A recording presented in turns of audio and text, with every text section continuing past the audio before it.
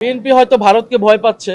তারা সবার আগে বাংলাদেশ বললেও আমরা দেখছি যে যদি ভয় না পেত তাহলে এটা তো আমাদের ইতিহাসের অংশ এবং এটা তো ভারত করেছে। তো যেটা ইতিহাসের অংশ সেটা কেন থাকবে না? নির্বাচনের পরে এখানে অনেক কিছুতে পরিবর্তন আনা হয়েছে। তো আমরা এই আবু সাইদের ছবির বিষয়টা আমরা তাদেরকে বলেছি, আমাদের অবজারভেশনে এটা এসেছে। তারা বলেছে আবু সাইদ নিয়ে এটা তাদের পরিকল্পনায় আছে। আবু সাইদ নিয়ে এখানে একটা ফিল্মও তারা তৈরি করছে, সেটাও তারা দেখাবে। তো আমরা বলেছি যে এখানে গণ অভ্যুত্থানের প্রধান চরিত্র আবু সাইদ এবং অন্যান্য শহীদও যারা আছেন, এবং শহীদদের বিশেষত শহীদদের প্রচুর স্মৃতিচিহ্ন এসেছে। এখানে যা প্রদর্শিত হয়েছে তার কয়েক গুণ বেশি স্মৃতিচিহ্ন পরিবারগুলো তাদেরকে দিয়েছে। তো এগুলা কিভাবে আমরা শৈল্পিকভাবে আমরা প্রদর্শন করতে পারি আরও বেশি, এই ভবনের বাইরেও কিছু পরিকল্পনা ছিল সর্বশেষ যখন জাদুঘর, এখন সেই পরিকল্পনা কি পর্যায়ে আছে তারা বলতে পারেনি।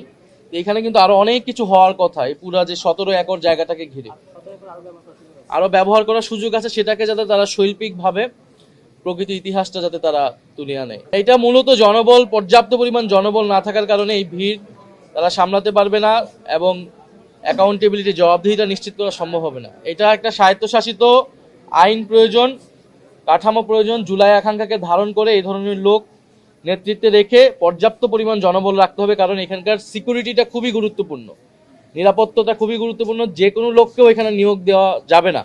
ভোগান্তি ভুলে চলে আসুন রিগালে, ওয়ারেন্টি সহ স্টাইলিশ কালেকশন নিয়ে রেডি রিগাল ফার্নিচার।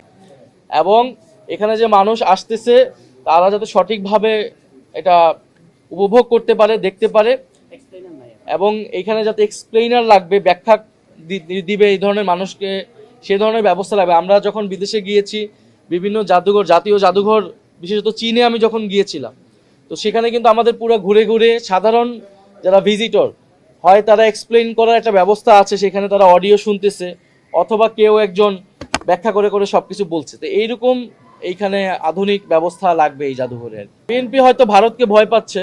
তারা সবার আগে বাংলাদেশ বললেও আমরা দেখছি যে যদি ভয় না পেত তাহলে এটা তো আমাদের ইতিহাসের অংশ এবং এটা তো ভারত করেছে।